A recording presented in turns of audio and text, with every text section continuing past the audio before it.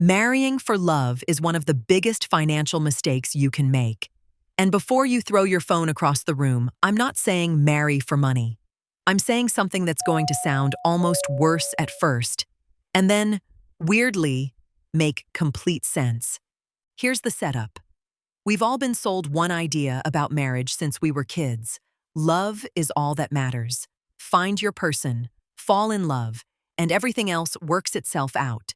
It's the plot of every movie, and it's a beautiful idea. It's also, financially, kind of a disaster, because love conquers all, quietly convinces people that the practical stuff doesn't matter. And the practical stuff is exactly what breaks marriages. There's a number I'll show you that proves love, on its own, is a terrible predictor of whether a marriage survives.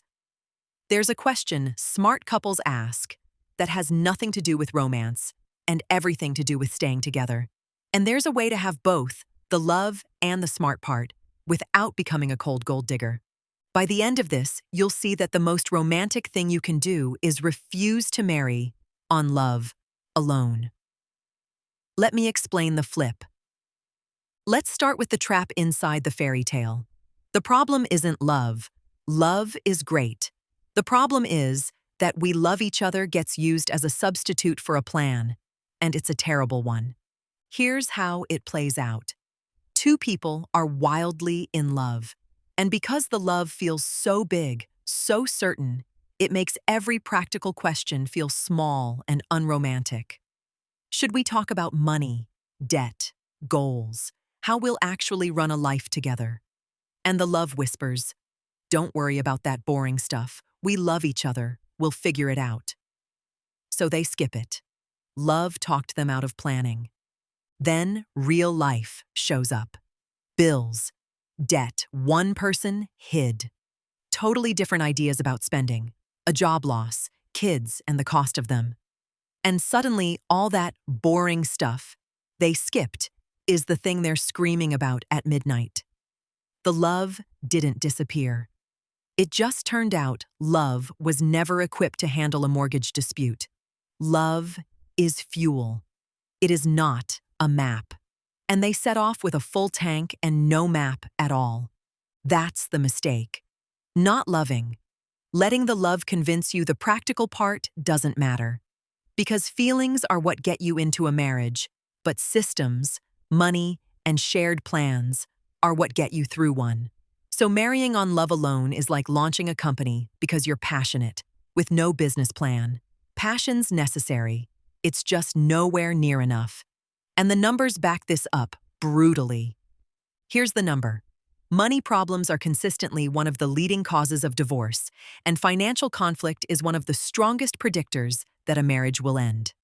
Not lack of love. Money. Sit with how strange that is. Couples don't usually divorce because the love ran out first. Very often, the money stress comes first, the fighting, the resentment, the pressure, and that is what kills the love. The money problem is the disease. The dying love is the symptom. We've got the story backwards. We think love fades and then things fall apart. Often, the financial stuff falls apart, and that's what makes the love fade. So think about what that means for just marry for love. If money conflict is one of the biggest marriage killers, then ignoring money because you're in love is like ignoring the brakes on a car because you love the paint job. The thing you dismissed as unromantic is statistically the thing most likely to destroy the romance you were protecting. And here's the cruel twist. The couples most convinced that love is all we need are sometimes the least prepared for the money storm, precisely because their faith in the love told them not to bother preparing. Their strength became their blind spot. So the couples who survive aren't the ones who love hardest. They're the ones who love and prepared for the exact thing that kills most marriages. So what does prepared actually look like? It's one question. Here's the question smart couples ask that has nothing to do with butterflies. Are we financially compatible? Not, do we love each other? But do our money lives actually fit together? Because here's a truth nobody puts in a love song. You can love someone deeply, and be a catastrophe financially with them.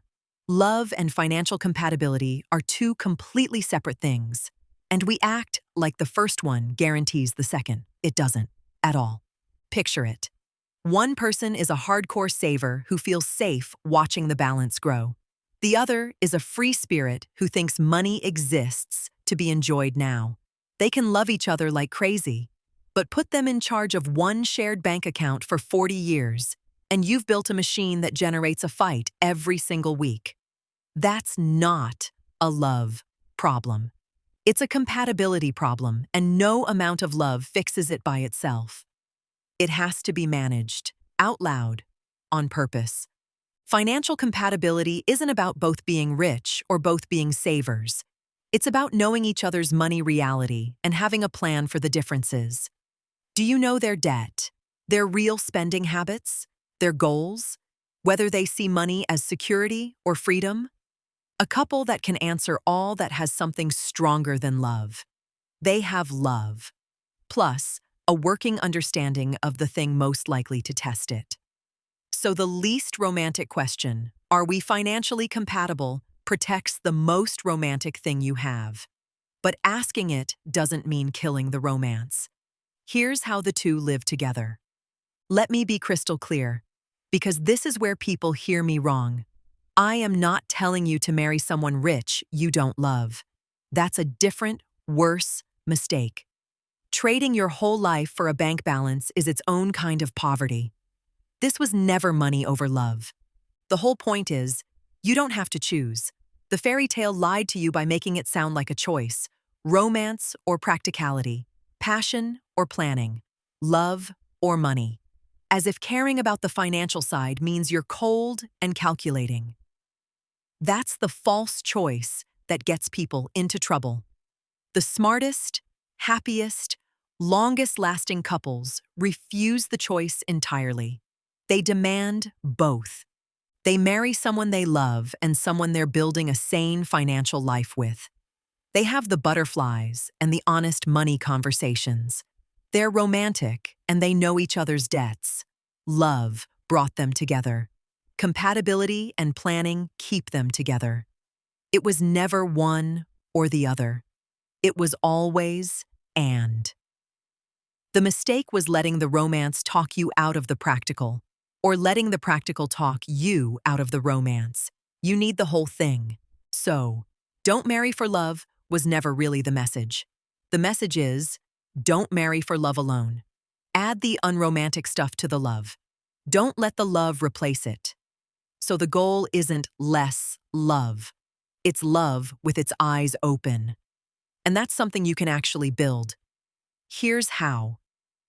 So how do you get both without turning your relationship into a spreadsheet? 3 moves, and none of them kill a single butterfly. Move 1.